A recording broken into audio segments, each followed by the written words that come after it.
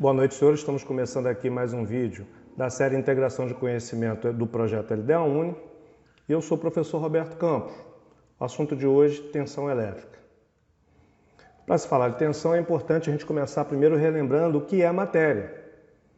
Então, matéria é qualquer substância que compõe um corpo sólido, líquido ou gasoso. Então, um exemplo de matéria, um pedaço de metal, matéria sólida. Um exemplo de matéria líquida, água ou qualquer líquido que os senhores conheçam. Um exemplo de matéria gasosa, o ar, as nuvens ou qualquer gás que os senhores conheçam. É importante lembrar que toda matéria é constituída de átomos, e os átomos são constituídos de prótons, elétrons e nêutrons. A gente não vai falar dos nêutrons aqui, beleza? Porque nêutron não tem relação com o fenômeno que dá origem à tensão elétrica. Para um melhor entendimento, consideremos um pedaço de qualquer matéria, que pode ser um líquido, um gás ou um sólido qualquer. Sabendo que a matéria é constituída de átomos e os átomos têm em sua estrutura os prótons e os elétrons, então uma matéria tem prótons, que aqui no nosso modelo atômico de Thomson está representado pelo sinal de positivo, e elétrons, que aqui está representado pelo sinal de negativo. Logo, prótons são positivos e elétrons são negativos. Então, a matéria, em sua essência, ela não tem predominância de cargas elétricas, ou seja, o número de prótons é igual ao número de elétrons. Logo, a matéria é um sistema eletricamente neutro. O que eu quero dizer? Eu tenho aqui um pedaço de matéria, meu apagador. Esse pedaço de matéria, uma vez pronto, ele tem a mesma quantidade de prótons e de elétrons. Logo, esse apagador não é nem positivo e nem negativo, ele é um sistema eletricamente neutro. A matéria só pode perder ou ganhar elétrons, porque são livres na estrutura da matéria. Prótons e nêutrons não se alteram, são fixos em sua estrutura.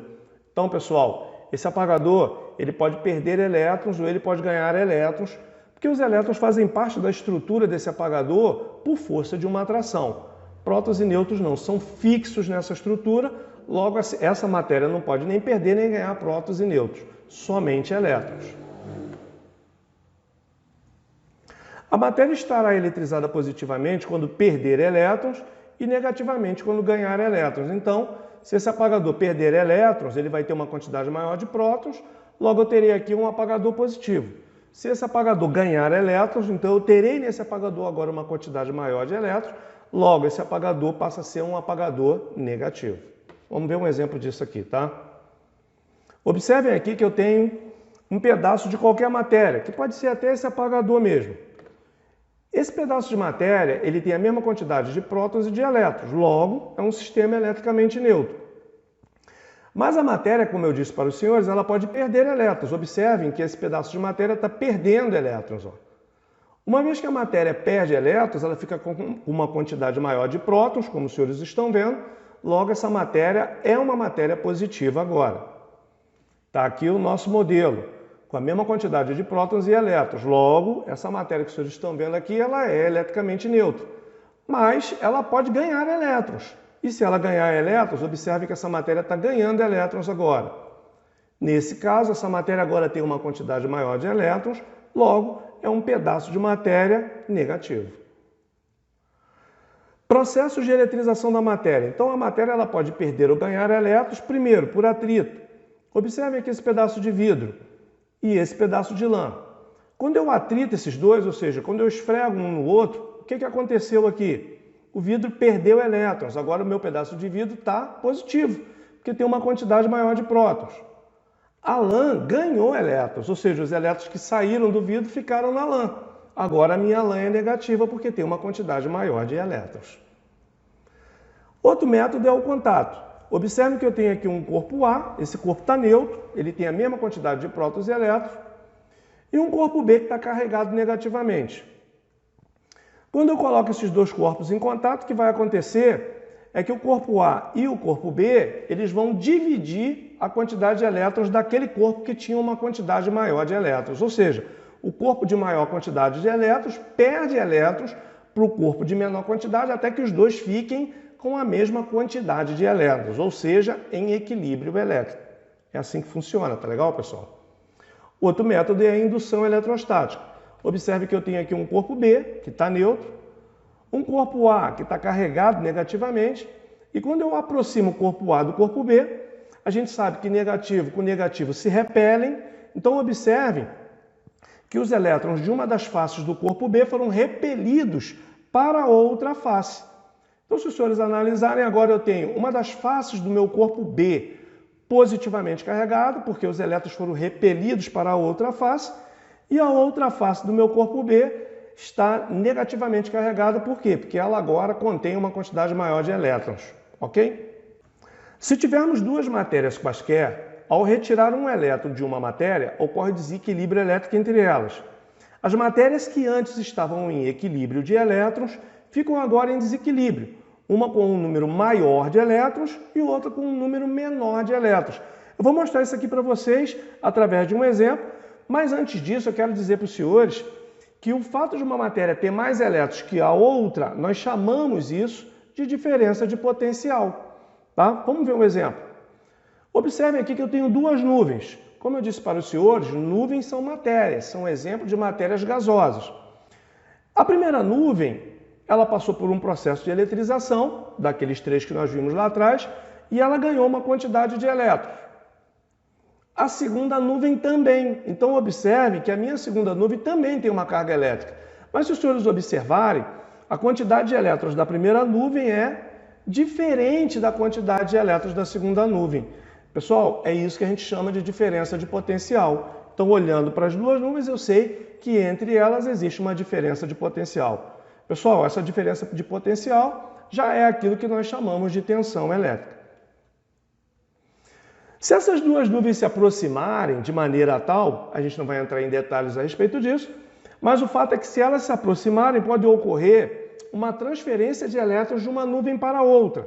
Ou seja, quando dois corpos com diferença de potencial se aproximam, o corpo de maior potencial elétrico ele transfere elétrons para o corpo de menor quantidade de elétrons. Isso é o que os senhores conhecem como relâmpago. Então, esse relâmpago é uma transferência de elétrons da nuvem que tem a maior quantidade de elétrons para a nuvem que tem a menor quantidade de elétrons. Isso nós chamamos de corrente elétrica. Essa corrente elétrica ela vai durar enquanto uma nuvem tiver mais elétrons que a outra. Quando as duas tiverem a mesma quantidade de elétrons, a corrente elétrica se encerra. Isso é um fenômeno da natureza bacana para você explicar para os seus amigos aí quando vocês questionarem a respeito do relâmpago, da origem do relâmpago. Conseguimos visualizar então duas grandezas elétricas, a tensão elétrica, que é a diferença de potencial que a gente viu lá entre as nuvens, e a corrente elétrica, que é a transferência de elétrons daquele corpo que tem um maior potencial elétrico para o corpo que tem um menor potencial elétrico. Observação: tensão e corrente ocorrem a partir de efeitos naturais. Então os senhores viram que tudo aquilo ali que eu expliquei para os senhores até aqui são fenômenos da natureza, que a gente pode observar no nosso cotidiano, no nosso dia a dia. Mas para fim de aplicação em circuitos elétricos, essas grandezas devem ser provocadas. O que veremos agora é a forma como se dá origem a uma tensão a partir de efeitos químicos. Então observe que nós temos aqui um eletrodo de cobre, ou seja, um pedaço de cobre, e um pedaço de zinco, um eletrodo de zinco. Esses dois pedaços de metal, que são diferentes, um é zinco, o outro é cobre, eles estão imersos em uma substância chamada eletrólito de ácido sulfúrico diluído, que a gente vai chamar aqui de eletrólito. E esse eletrólito ele provoca no zinco o seguinte efeito: ele faz com que o zinco perca seus elétrons. Observem aí que o zinco está perdendo elétrons. Os elétrons do zinco estão se soltando e estão ficando livres dentro do eletrólito. E no zinco, esse eletrólito ele provoca o efeito contrário. Ele faz com que o zinco atraia esses elétrons que estão soltos aí. Então o zinco ele passa a absorver os elétrons que estão livres dentro da substância líquida que é o eletrólito. Então observem dessa forma que o nosso cobre que perdeu elétrons ficou positivamente carregado e o nosso zinco que ganhou elétrons ficou negativamente carregado. Entre os dois nós temos uma diferença de potencial, ou seja, uma tensão elétrica, beleza? Esse é o método através do qual se fabricam as pilhas que os senhores conhecem na residência dos senhores, as baterias. Então observem aqui a pilha, ela tem um lado positivo e um lado negativo, ou seja, essa pilha tem uma tensão aqui o lado positivo da bateria e o lado negativo da bateria, ou seja, essa bateria também tem uma tensão elétrica. Essa tensão foi provocada por efeitos químicos, conforme o exemplo que nós acabamos de apresentar para os senhores aqui. Bom, e o que vai acontecer se eu interligar esse pedaço de zinco ao pedaço de cobre? Eu fiz isso. Observem que eu tenho aqui uma garra jacaré. Estão vendo aqui o meu sinalizador aqui do meu mouse? Essa garra jacaré está fixada no zinco. E através de um condutor elétrico, essa garra jacaré ela está interligada a uma lâmpada. E essa lâmpada está dando continuidade a esse caminho do condutor elétrico através de seu filamento. E do outro lado eu tenho outra garra jacaré que está interligada no cobre. Pessoal, o que vai acontecer aqui é o seguinte. Como os elétrons são livres na estrutura da matéria, e como o positivo e negativo se atraem, esses elétrons passarão a ser atraídos para o outro lado. Quando esses elétrons passarem pela lâmpada, pelo filamento da lâmpada, eles vão fazer com que a lâmpada se acenda. Quando esses elétrons chegarem aqui do outro lado, novamente eles vão se soltar por efeito do eletrólito, e uma vez se soltando, mais uma vez eles serão absorvidos pelo zinco. Então, os senhores observem que eu vou ter aí o quê? Um círculo, né? Um deslocamento de elétrons do zinco para o cobre, passando pela lâmpada, num círculo que vai durar enquanto existir diferença de potencial entre esse cobre e esse zinco. Então, observem aqui esse circuitozinho que eu estou mostrando para os senhores. Esse circuito, quando ele fechado, o que vai acontecer é que os elétrons atraídos pelo lado positivo da pilha, eles se deslocarão passando pela lâmpada, fazendo com que a lâmpada se acenda, chegando no positivo e mais uma vez retornando para o negativo, e assim vai ficar ocorrendo a corrente elétrica infinitamente enquanto essa pilha tiver tensão elétrica. Então, senhores, tensão elétrica é a diferença de potencial, DDP, o desequilíbrio elétrico ou a força eletromotriz que existe nos bornes de uma fonte geradora ou entre dois pontos quaisquer. O símbolo literal da tensão, ele é a letra V, ou a letra E, ou a letra U. Então, eu posso representar a tensão literalmente através das letras V, E ou U. E a sua unidade de medida é o volt. E essa unidade de medida, ela sempre será representada pela letra V. Bom, a tensão ela também tem um símbolo gráfico, que é esse que os senhores estão vendo aí, que tem uma linha vermelha em horizontal. Essa linha vermelha representa o lado positivo da tensão e uma linhazinha preta um pouco menor na parte de baixo, que representa o negativo da tensão. Então, a tensão ela pode ser representada por um símbolo literal, que são as letras, que eu já mostrei para os senhores, ou por um símbolo gráfico, que é esse símbolo que os senhores estão vendo aí. Então, essa tensão ela sempre vai ter um valor qualquer, tá legal? E eu vou representar essa tensão graficamente ou pela letra V, ou pela letra E, ou pela letra U. E o valor dessa tensão? Suponhamos que seja 10. 10 o quê? 10 volts, que vem representado pela letra V. Resumindo, gerador elétrico é aquele responsável por promover o desequilíbrio elétrico no circuito elétrico. Este possui falta de elétrons em uma extremidade e excesso de elétrons em outra, ou seja, uma diferença de potencial, DDP, entre seus extremos.